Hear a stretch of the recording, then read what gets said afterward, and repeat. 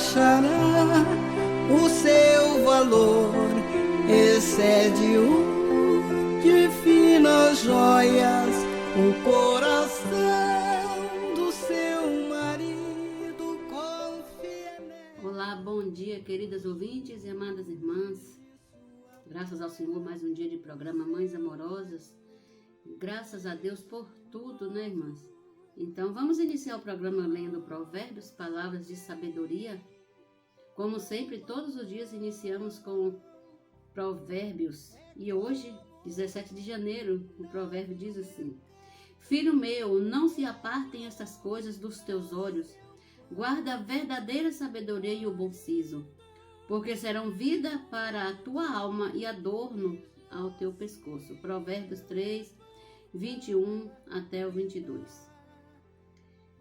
E o título: A verdadeira sabedoria e o bom siso. Quem guarda a verdadeira sabedoria e o prudente juízo terá vida em sua alma e beleza em seu corpo.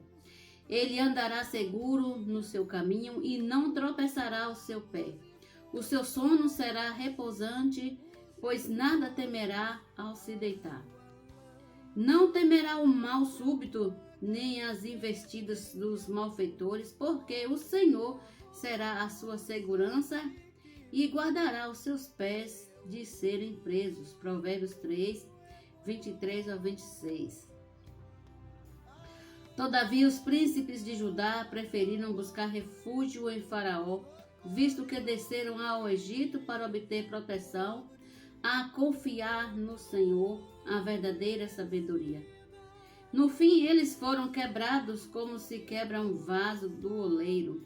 O Senhor Deus lhe deu uma palavra de sabedoria. Na tranquilidade e na confiança, a vossa força, mas não o quiseste. Antes dizeis, não, sobre cavalos fugiremos, portanto fugireis. E sobre cavalos ligeiros cavalgaremos, sim, ligeiros serão os vossos perseguidores. Isaías 30, 15 ao 16. Não é muito melhor guardar a verdadeira sabedoria e o bom siso? Claro, com certeza.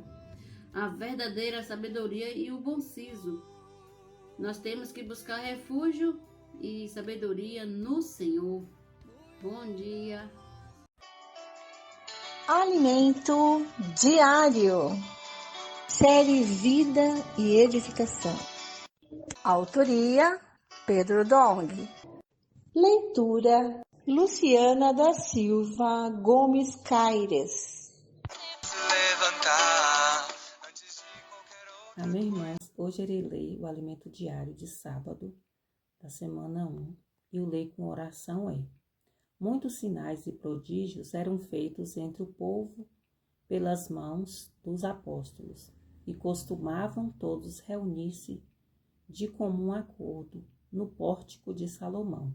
Atos 5, 12. Título da mensagem é: Guiados pela revelação que vem do céu.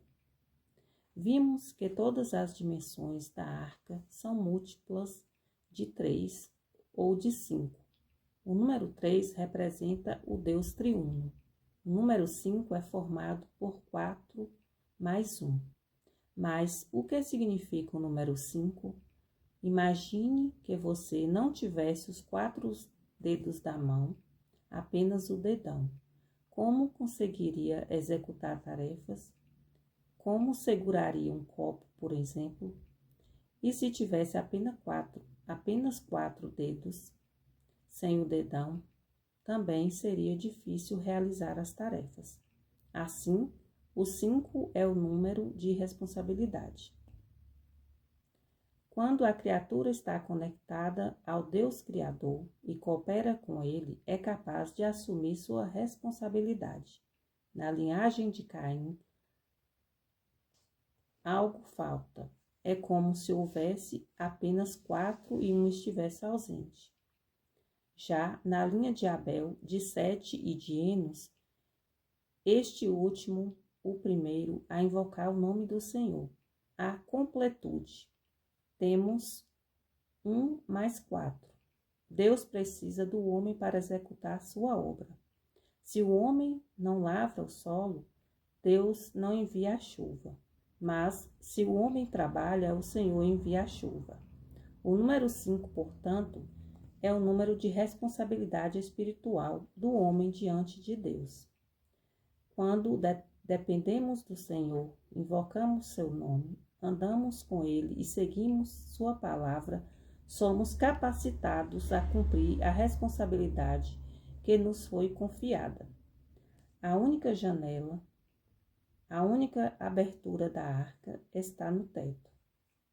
Esse teto simboliza o meio-dia, com o sol a pino, indicando que a iluminação da arca vinha do céu. Assim como a igreja hoje é guiada pela visão celestial. Não somos guiados por nossas filosofias ou conhecimentos, mas pela visão e revelação que vem do céu. Essa visão nos é dada pela palavra de Deus, conforme Atos 2:42. O ensinamento dos apóstolos nos proporciona essa visão celestial. O apóstolo Paulo não falava por si mesmo. Ele mesmo fez questão de afirmar isso aos irmãos da Galácia, dizendo: Faço-vos, porém, saber, irmãos, que o evangelho por mim anunciado não é segundo o homem, porque eu não o recebi, nem o aprendi de homem algum, mas mediante a revelação de Jesus Cristo. Gálatas 1:11-12. Em suas cartas, ele deixou claro que não apenas pregava a verdade revelada, mas vivia segundo ela. Tanto que, escrevendo aos Coríntios, explicou por que havia enviado Timóteo, seu filho, na fé, alguém em quem confiava plenamente no Senhor. Timóteo serviria como lembrança viva dos caminhos que Paulo seguia em Cristo, os mesmos que ensinava fielmente em todas as igrejas, em cada lugar por onde passava. 1 Coríntios 4:17. Em sua carta aos Efésios, Paulo diz: Se é que tendes ouvido a respeito da dispensação da graça de Deus, a mim confiada para vós outros, pois, segundo uma revelação, me foi dado conhecer o mistério conforme escrevi há pouco, resumidamente. Portanto, querido leitor, precisamos ter zelo e temor, e nunca falar das coisas de Deus baseados em nosso próprio conhecimento. Na primeira carta a Timóteo, Paulo também instrui: Quando eu estava de viagem rumo à Macedônia, te roguei permanecesses ainda em Éfeso para admoestares a certas pessoas, a fim de que não ensinem outra doutrina, nem se ocupem com fábulas e genealogias sem fim, que antes provém discussões do que serviço de Deus, na fé. Aqui, Paulo instrui Timóteo a corrigir aqueles que se desviavam da sã doutrina, ensinando coisas que não procediam da verdade revelada. O apóstolo o encarrega de exortar esses mestres e não ensinarem diferentemente, mas a se manterem firmes na palavra, conforme a economia de Deus, ou seja, o ensino que vem dos apóstolos. E também essa janela no teto é por onde o ar sai para a respiração. Isso indica que é por meio dessa palavra que vem a visão celestial que recebemos vida. O Espírito, como o ar, tem liberdade para executar milagres, sinais e prodígios. É isso que vemos em Atos 2. Em cada alma havia temor, e muitos prodígios e sinais eram feitos por intermédio dos apóstolos. Quando há palavra e revelação, há prodígios, sinais e milagres, porque o Espírito tem liberdade de atuar. Muitos milagres e prodígios eram realizados entre o povo por meio dos apóstolos. Todos costumavam reunir-se em unidade no pórtico de Salomão. Atos 5:12. onde há a palavra profética, onde há a revelação que vem do céu, a palavra que procede da boca de Deus. Ali o Espírito encontra uma abertura para entrar. E quando o Espírito vem, é ele quem realiza milagres, sinais e prodígios. É ele quem executa a obra de Deus. Além disso, há apenas uma porta de entrada, não existem duas. Na passagem de João, capítulo 10, quantas portas tem aquele aprisco? No versículo 9, Jesus diz: Eu sou a porta, se alguém entrar por mim, será salvo. Entrará e sairá e achará pastagem. Jesus é a porta, só ele é a porta. Então essa arca só tem uma porta. Jesus também é o único caminho para chegar a Deus.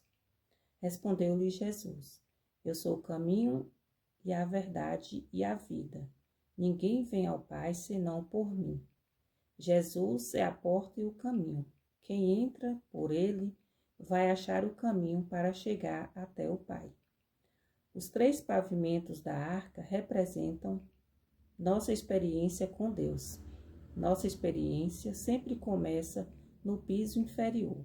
O primeiro contato com Deus ocorre por meio do Espírito, quando alguém nos anuncia o Evangelho. Foi assim com você. Alguém falou a palavra da verdade, o Evangelho de sua salvação. E ao ouvir você creu, conforme está escrito. Em quem também vós, depois de ouvistes a palavra da verdade, o Evangelho da vossa salvação, tendo nele crido, foste selado com o Espírito Santo da promessa. Efésios 1:13. Quando você ouve o Evangelho e crê em Jesus, o Espírito o sela. Nossa primeira experiência com Deus, portanto, é com o Espírito, representada pelo piso inferior. Depois temos a experiência com o Filho, simbolizada pelo piso intermediário, pois o Espírito da verdade glorifica o Filho. O Filho é o caminho que nos conduz ao Pai, no piso superior. Aleluia. Amém. Oi, crianças, vamos fazer lição no sábado? Quando coloco minha mente no Espírito, tenho vida e paz.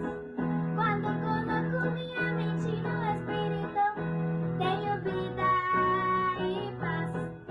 Tenho vida e paz. Quando coloco minha mente no Espírito, tenho vida e paz. Quando coloco minha mente no Espírito, tenho vida e paz. Tenho vida, vida e paz. Tenho vida, vida e paz.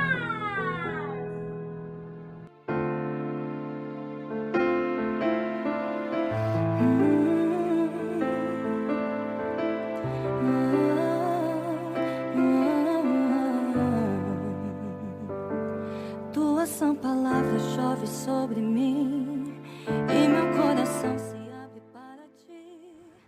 Muito bom dia! Estamos aqui neste sábado para desfrutarmos do Senhor junto com vocês. Você que fez o voto de leitura bíblica este ano e vai estar com a gente todos os dias, né? Seja bem-vindo aqui ao nosso canal e nós agradecemos pela sua companhia, né? Então, sem a sua presença, não tem sentido nós estarmos aqui online. Então, graças a Deus, porque temos ainda essa liberdade, né, de poder estar aqui conversando com vocês e lendo a Bíblia diariamente, né, trazendo a pura palavra para vocês através dos nossos devocionais e também da leitura bíblica.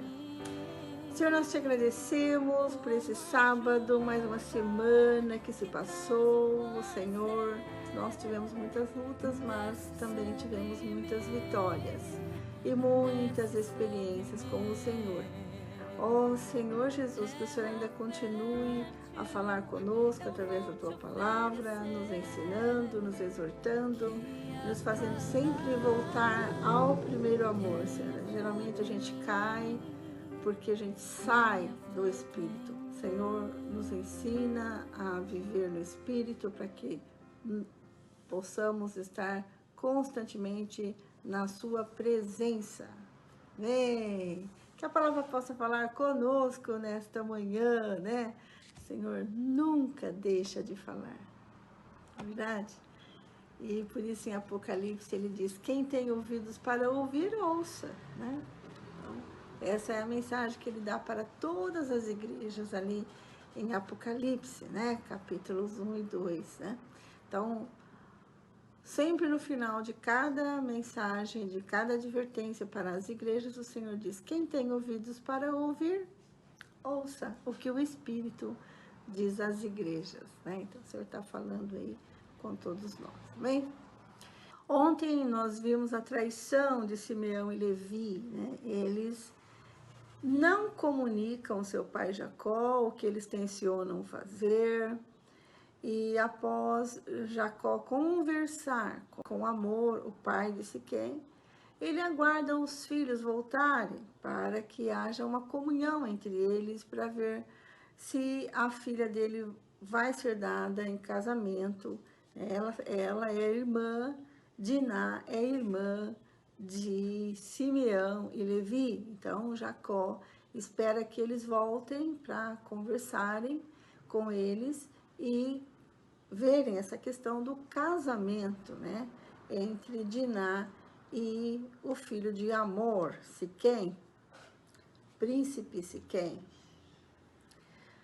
Mas Levi e Simeão enganam Amor, né, dizendo, daremos sim a nossa irmã a vocês, mas com a única condição de vocês, todos os homens do lugar, se circuncidarem.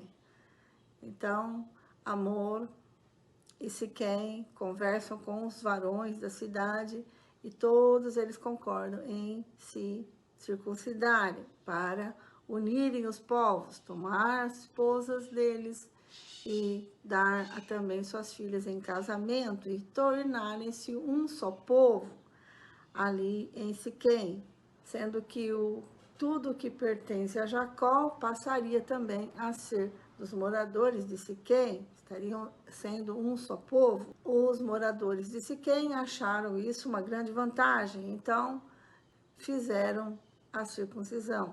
Mas no terceiro dia, quando as dores já eram intensas, Simeão e Levi entram na cidade e matam todos os homens, né? Assim, ele vinga a desonra que Diná sofreu. Jacó não aprovou o que eles fizeram e isso foi feito sem nenhuma comunhão com o pai. Eles traíram a confiança de Jacó e fizeram tudo isso por conta própria. Então eles criam assim um grande problema para Jacó e toda a família, porque eles agora vão ser odiosos ali no lugar e não vão poder ficar ali. Então eles vão precisar sair daquele lugar. Jacó faz um altar em Betel. Hoje vamos ver capítulo 35 e 36. Vamos começar com o capítulo 35, versículo 1. Deus disse a Jacó, versículo 1, levante-se, vá para Betel e habite ali. Faça ali um altar ao Deus que lhe apareceu quando você fugia de seu irmão Esaú.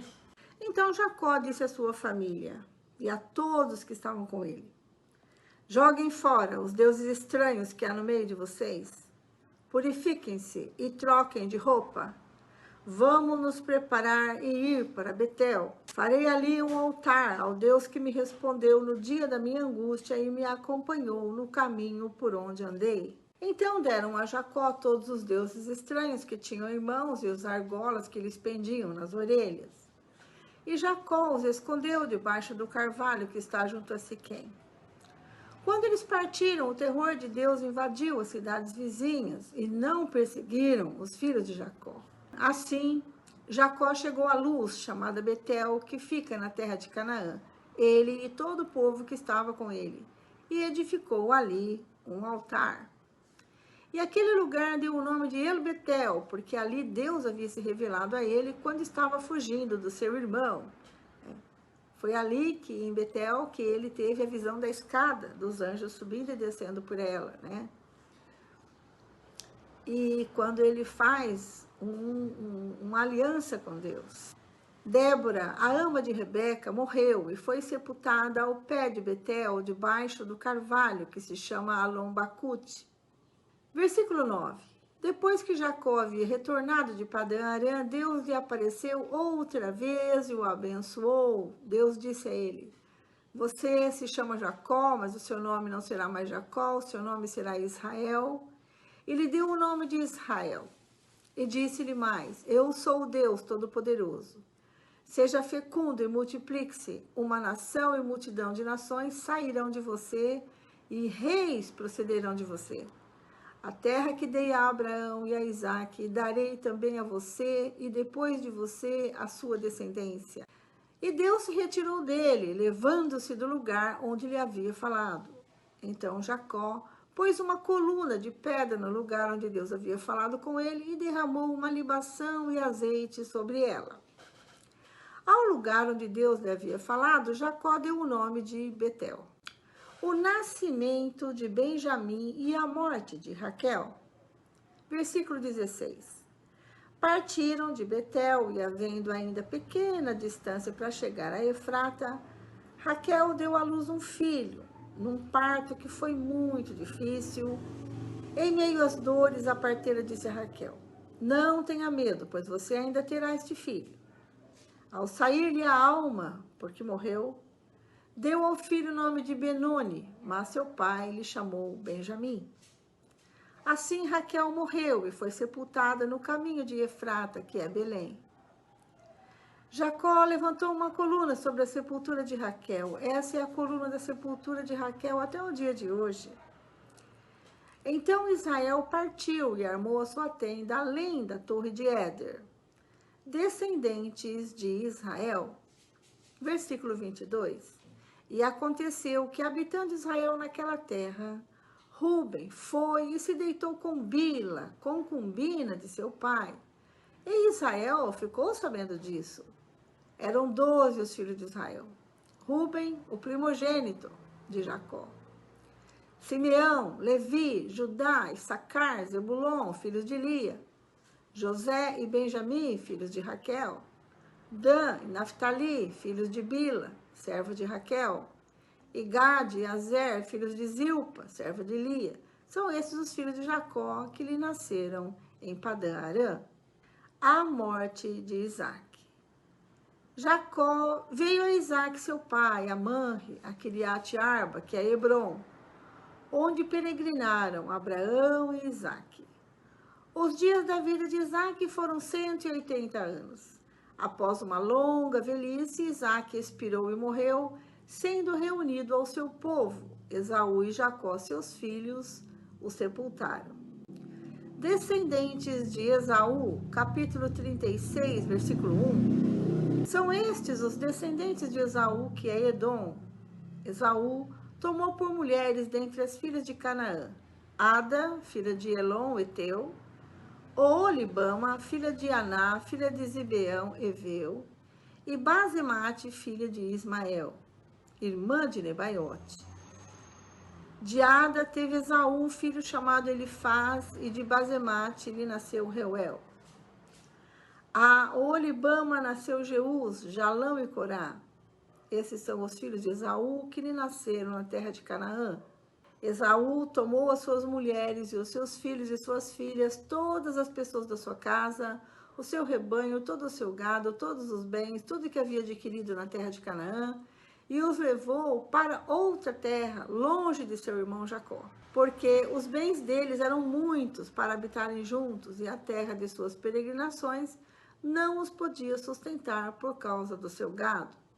Então Esaú, que é Edom, habitou no Monte Seir. Esta é a descendência de Esaú, pai dos Edomitas, no Monte Seir. Versículo 10. São estes os nomes dos filhos de Esaú: Elifaz, filho de Ada, mulher de Esaú; Reuel, filho de Basemate, mulher de Esaú. Os filhos de Elifaz foram Temã, Omar, Zefô, Caetã e Kenaz. Tímina era concubina de Elifaz, filho de Esaú. Ela deu à luz a Amaleque. Esses são os filhos de Ada, mulher de Esaú. E os filhos de Reuel são estes: Naate, Zerá, Samá e Mizá. Estes foram os filhos de Basemate, mulher de Esaú. E são estes os filhos de Oolibama, filho de Aná, filho de Zibeão, mulher de Esaú. Ela deu a Esaú Jeús, Jalão e Corá. São estes os chefes dos filhos de Esaú, os filhos de Elifaz, o primogênito de Esaú, os chefes Temã, Omar, Zefô, Kenaz, Corá, Gaetã, Amaleque. Esses são os chefes que nasceram a Elifaz na terra de Edom. São os filhos de Ada. São esses os filhos de Reuel, filho de Esaú, os chefes Naate, Zerá, Samá e Mizá. Esses são os chefes que nasceram a Reuel na terra de Edom. São os filhos de Basemate, mulher de Esaú. São esses os filhos de Oolibama, mulher de Esaú, os chefes de Jeús, Jalão e Corá. Estes são os chefes que descendem de Oolibama, filha de Aná, e mulher de Esaú. São esses os filhos de Esaú, isto é, Edom, e esses são os seus chefes. Descendentes de Seir, versículo 20, são esses os filhos de Seir: o Oreu, moradores da terra, Lotã, Sobal, Zibeão e Aná, Dizon, Ézer e Dizã. Esses são os chefes dos Oreus, filhos de Seir na terra de Edom. Aos filhos de Lotã são Ori e Omã. A irmã de Lotã é Tímina. São esses os filhos de Sobal: Alvã, Manzate, Ebal, Sefô e Onã. São esses os filhos de Zibeão: Aiá e Aná. Este é o Aná, que achou as fontes termais no deserto, quando apacentava os jumentos de Zibeão, seu pai. São esses os filhos de Aná: Dizon e Oolibama, filha de Aná. Esses são os filhos de Dizon: Endã, Esbã, Itrã e Querã.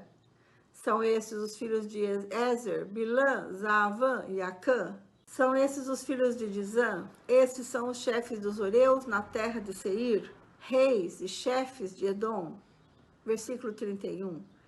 São esses os reis que reinaram na terra de Edom antes que houvesse reis sobre os filhos de Israel. Em Edom reinou Belá, filho de Beor, e o nome da sua cidade era Dinabá. Belá morreu, e em seu lugar reinou Jobabe, filho de Zerá, de Bósra. Morreu Jobabe, e em seu lugar reinou Uzão, na terra dos Temanitas. Morreu Uzão, e em seu lugar reinou Haddad, filho de Bedade, e o que derrotou Midian no campo de Moabe. O nome da sua cidade era Avite. Morreu Haddad, e em seu lugar reinou Sanlá, de Masreca. Morreu Sanlá, e em seu lugar reinou Saul, de Rebote, junto ao Eufrates. Morreu Saul, e em seu lugar reinou Baal-Anã, filho de Aquibor. Morreu Baal-Anã, filho de Aquibor, e em seu lugar reinou Adar. O nome da sua cidade era Paú, e de sua mulher era Meetabel, filha de Matrate, filha de Mesaabe. São esses os nomes dos chefes de Esaú, segundo as suas famílias, os seus lugares e os seus nomes. Os chefes: Timna, Alva, Jerete, Oolibama, Elá, Tinon, Kenaz, Temã, Mibzar, Magidiel e Irã. Estes são os chefes de Edom, segundo as suas habitações na terra que possuíam. Este é Esaú, pai dos Edomitas. Vamos agora às nossas notas, assim termina a nossa leitura de hoje, né? Seguindo o roteiro anual. Nota 35, de 1 a 5. Nesse tempo de aborrecimento, Deus chamou Jacó de volta a Betel, né? Então, conforme a gente vai lendo, a gente vai entendendo o porquê das coisas, né? Eles não poderiam ficar lá em Siquém. Eles teriam que partir para Canaã, porque ali está a herança de Jacó. Casar Diná com um siquemita e fazer deles um só povo impediria Jacó de voltar à sua terra. Então, tudo o que aconteceu, às vezes a gente pensa, né? Nossa, por que aconteceu isso? Por que aconteceu aquilo? Mas tudo está debaixo do governo de Deus, né? Porque eles ficaram odiosos no lugar, todo mundo ali tinha medo deles, eles tiveram que sair dali e ir para Canaã.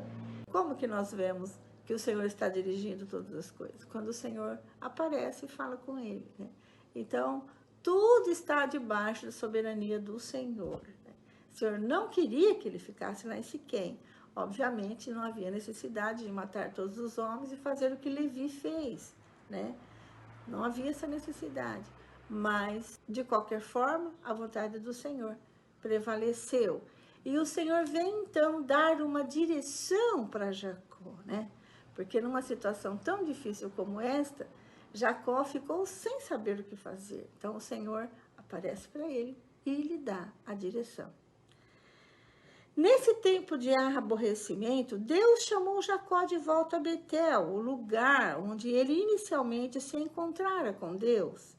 Em Betel, Jacó teria de fazer um altar mais formal a Deus do que a marca que havia deixado 20 anos atrás nessa região. Isso aconteceu quando ele viu em sonho a visão da escada. Ele colocou pedras ali e fez um altar. Mas agora o Senhor dá uma ordem para ele, fazer um altar ali. A ordem de Deus em Gênesis 35:1 representa a única vez neste livro que o Senhor ordenou a construção de um altar. O patriarca deu ordens à sua família e todos os que estavam com ele, a fim de que eles se preparassem para um encontro com o Deus vivo. Então, já tinha direção. Agora, para onde nós vamos? Nós vamos para Betel, ali onde Deus apareceu pela primeira vez a mim. Então, a primeira coisa que ele faz é ordenar que deixem os ídolos. Essa preparação envolvia 3 coisas. Primeiro, lançar fora os deuses estranhos, entre eles os ídolos do lar de Labão, né? Bem como possíveis ídolos obtidos no ataque a Siquém, né? Que no meio dos despojos certamente havia ídolos. Estavam entre os itens que Jacó escondeu debaixo do carvalho que estava junto a Siquém. Segundo, o povo deveria se purificar, uma ordem que normalmente envolvia tomar banho e lavar roupa. Assim como deveriam evitar o contato sexual, visto que as emissões seminais criavam uma impureza ritual temporária. Então, não podia ter relações com suas esposas, porque essa purificação seria especialmente necessária em razão da contaminação de Diná e do contato com cadáveres humanos, né? Terceiro, eles deveriam trocar de vestes. Tendo eles se purificado, experimentaram a proteção de Deus em sua viagem a Betel. Então, 3 coisas. Quais eram? Jogar fora os ídolos, né? Se purificar e trocar de roupa. Os filhos de Jacó foram marcados para morrer pelos cananeus da região. Porque todo mundo ali agora queria vingar Siquém, né? Deus enviou um terror sobre os habitantes nas imediações e ninguém perseguiu a tribo a clã, né, de Jacó. Nota 35, 6-8. Em Betel, conhecida pelos cananeus como Luz, Jacó construiu El Betel, Deus de Betel, seu segundo altar nomeado. Primeiro ele chamou Betel e o segundo agora ele chamou El Betel. Aqui tem uma observação que Débora, ama de Rebeca, morre ali, né? Uma mulher que provavelmente foi como uma segunda mãe querida para Jacó. Ela morreu em Betel. E a sua morte junto a de Isaac, no versículo 28, marcou a passagem de uma geração. Nota 35, 9-15. As últimas palavras registradas de Deus a Jacó vieram quando ele lhe falou pela segunda vez. Desde que o patriarca retornara de Padã-Arã, em sua proclamação, o Senhor se revelou como Deus Todo-Poderoso, um nome divino revelado primeiramente a Abraão, seu avô, né? E mais tarde, esse nome foi conhecido por Isaac, seu pai. E as 26 palavras hebraicas na fala de Deus reafirmam as promessas feitas anteriormente a Jacó. Então, você vai ser próspero, você vai se multiplicar, né? Isso tudo o Senhor volta a falar para ele. Ao mesmo tempo, Deus abençoou Jacó com palavras que ampliaram promessas dadas anteriormente. A bênção outrora concedida a Adão, que era a multiplicação, né? Concedida a Adão, a Noé e aos filhos de Noé, que é esta: seja frutífero e multiplique. Foi agora estendida a Jacó. Pela primeira vez também é declarado que reis, uma multidão de nações, procederiam do patriarca, né? Até então, o Senhor não tinha falado isso ainda ele, né? Mas dele vai nascer reis, né? Além dos reis, né? Além de Davi, viria Jesus, através da tribo de Judá, né? Para deixar o memorial do evento e concluir o seu voto de fazer de Yahvé o seu Deus, Jacó levantou um pilar de pedra e derramou uma oferta de bebida nele, e derramou óleo nele. Nota 35, 16 a 20. Enquanto o clã de Jacó fazia uma viagem de 24 quilômetros até Efrata, Raquel, grávida agora de seu segundo filho, entrou em trabalho de parto.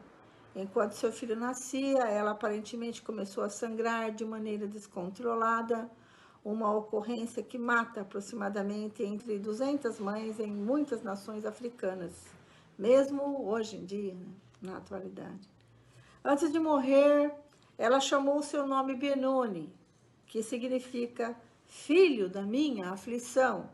Contudo, para se assegurar que o presente concedido a ele por sua esposa, prestes a morrer, seria apropriadamente lembrado, Jacó lhe deu o nome de Benjamim, que significa filho da mão direita, o filho mais honrado. Jacó também colocou um pilar sobre a sepultura de Raquel na região de Belém.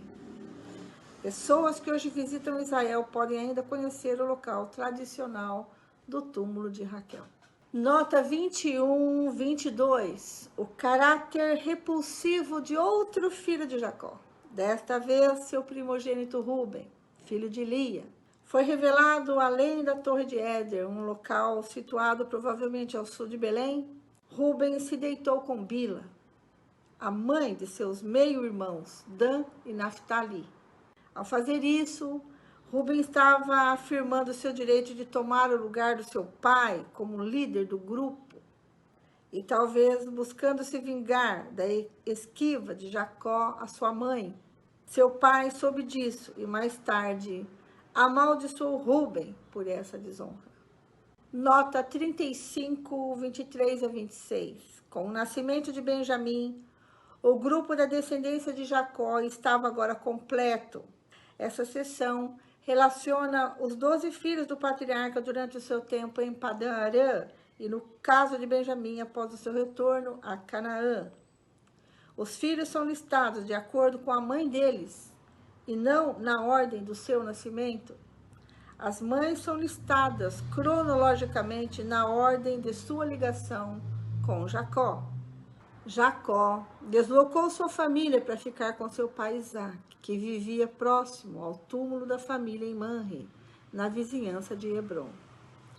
Isaque viveria ainda por muitos anos e morreria com a idade de 180 anos, sendo sepultado por Esaú e Jacó na caverna em Macpela, onde estão ali Abraão e Sara, né? Agora também Isaque. Esaú, cujo apelido era Edom, vermelho, né? Porque ele era ruivo, aí ele ganhou esse apelido de Edom, vermelho. Levou sua família à propriedade para Edom. Uma nota interessante aqui, nota 36, 31 a 39. Esaú lista 8 consecutivos reis que reinaram na terra de Edom antes dos dias do rei Saul, ou seja, antes de 1050 a.C., sua inclusão demonstra o cumprimento da promessa de Deus a Abraão. A observação de não ter havido rei sobre os filhos de Israel, uma nação que ainda não existia formalmente. Antes de haver rei e descendentes de Israel, os filhos de Esaú são chamados de príncipes, né? Eles são líderes das suas famílias. Os descendentes de Esaú vão criar muito problema para os descendentes de Jacó, né? Então, a gente, ao longo da história, vamos vendo isso, certo? Muito bem, então, amanhã a gente dá continuidade à leitura bíblica com os capítulos 37 e 38, certo? Continuamos a nossa leitura com a irmã Lene, com Salmos, Provérbios e o livro de Mateus. Desejo a você um sábado precioso. Aproveite bem o seu tempo, porque o relógio não para e o tempo perdido não tem como recuperar, tá certo? Deus abençoe vocês. Até amanhã. Bom dia, irmãs. Bom dia, irmã Vera. Continuando com a leitura bíblica, seguindo o roteiro anual. Hoje vamos ler Salmos, capítulo 15, Provérbios, capítulo 3, versículos 21 ao 26, e o Evangelho de Mateus, capítulo 12, do 1 ao 21. Vamos iniciar com os Salmos.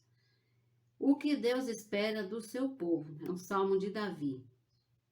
Aquele que vive com integridade, que pratica a justiça e de coração fala a verdade. Aquele que não difama com sua língua, não faz mal ao próximo, nem lança injúria contra o seu vizinho. Aquele que a seus olhos tem por desprezível ao que merece reprovação, mas honra os que temem o Senhor.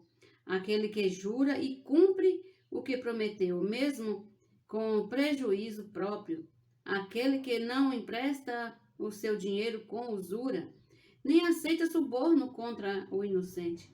Quem age assim não será jamais abalado. É esse que Deus espera. Aquele que vive em integridade e que pratica a justiça e de coração fala a verdade.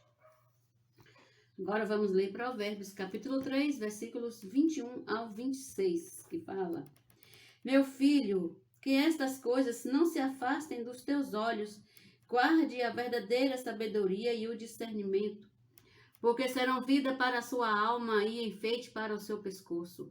Então você andará seguro no seu caminho e o seu pé não tropeçará. Quando se deitar, você não terá medo. Sim, você se deitará e o seu sono será tranquilo. Não temerá o pavor repentino, nem a desgraça dos ímpios quando vier, porque o Senhor será a sua segurança e ele não deixará que os seus pés sejam presos. Amém? Isso aqui tudo, isso é a vantagem de procurar a sabedoria e não afastar os olhos do Senhor. Agora vamos ler Mateus 12, do 1 até 21, que fala assim: Jesus é Senhor do sábado. Ontem nós lemos a maldição, né? Ele amaldiçoou essas cidades que não valorizou a palavra, não valorizou o que ele fez, os milagres, Betsaida, Corazim, Cafarnaum. E também ele é o Salvador dos humildes. E venham a mim a todos vocês que estão cansados e sobrecarregados. Nós lemos ontem. Agora, com vocês, vamos desfrutar. Jesus é Senhor do sábado. O homem da mão ressequida, mais milagres do Senhor. Versículo 1, 12.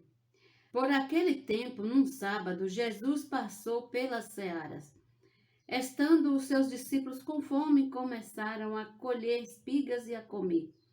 Os fariseus, vendo isso, disseram a Jesus: Olhe, os seus discípulos estão fazendo o que não é lícito fazer no sábado. Mas Jesus lhe disse: Vocês não leram o que Davi fez quando ele e os seus companheiros tiveram fome? Como entrou na casa de Deus e comeram os pães da propiciação, os quais não era lícito comer, nem a ele, nem aos que estavam com ele, mas exclusivamente aos sacerdotes? Ou vocês não leram na lei que os sábados, os sacerdotes no templo profanam o sábado e ficam sem culpa? Pois eu lhes digo que aqui está quem é maior do que o templo. Mas se vocês soubessem o que significa quero misericórdia e não sacrifício, não teriam condenado inocentes. Porque o Filho do Homem é Senhor do sábado. O homem da mão ressequida. Tendo Jesus saído dali, entrou na sinagoga deles. Achava-se ali um homem que tinha uma das mãos ressequida. Então, a fim de o acusar, perguntaram a Jesus: é lícito curar no sábado? Ao que ele respondeu: quem de vocês será o homem que, tendo uma ovelha e num sábado, esta cair numa cova, não fará todo o esforço para tirá-la dali? Ora, quanto mais vale um homem do que uma ovelha? Logo, é lícito nos sábados fazer o bem. Então Jesus disse ao homem: estenda a mão. O homem estendeu a mão e ela foi restaurada e ficou sã como a outra. Mas os fariseus, saindo dali, conspiravam contra ele, procurando ver como o matariam. O servo escolhido de Deus. Mas Jesus, sabendo disso, afastou-se dali. Muitos o seguiram e a todos eles curou, advertindo-lhes, porém, que não o expusesse à publicidade. Isso aconteceu para se cumprir o que foi dito por meio do profeta Isaías. Eis aqui o meu servo que escolhi, o meu amado, em quem a minha alma se agrada. Farei repousar sobre ele o meu espírito, e ele anunciará juízo aos gentios. Não entrará em discussões, nem gritará, nem fará ouvir nas praças a sua voz. Não esmagará a cana quebrada, nem apagará o pavio que fumega, até que faça vencedor o juízo, e no seu nome os gentios colocarão a sua esperança. Amém? Até amanhã com a leitura bíblica. Iremos terminar o capítulo 12 de Mateus. Se Deus quiser, fiquem na paz que vem no nosso Senhor. E um belo final de semana para cada uma de vocês. Bom dia.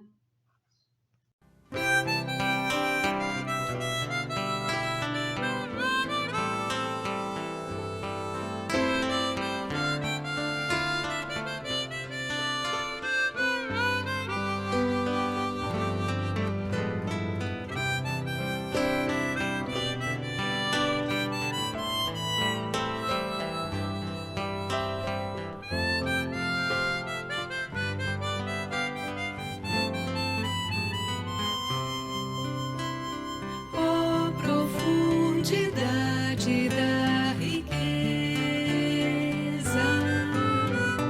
e da sabedoria e conhecimento de Deus. Quão insondáveis seus juízos e inescrutáveis seus caminhos. Quem entendeu a mente do nosso Senhor? Quem primeiro deu a ele, depois recebeu, porque dele, por ele, para ele são todas as coisas.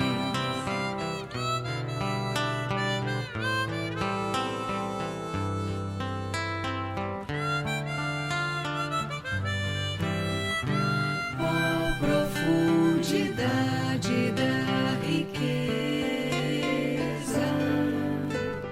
e da sabedoria e conhecimento de Deus. Quão insondáveis seus juízos e inescrutáveis seus caminhos. Quem entendeu a mente do nosso Senhor? Quem primeiro deu a ele, depois recebeu, porque dele, por ele, para ele são todas as coisas. Glórias serão dadas, pois a ele eternamente. Amém. Glórias serão dadas, pois a ele eternamente. Amém.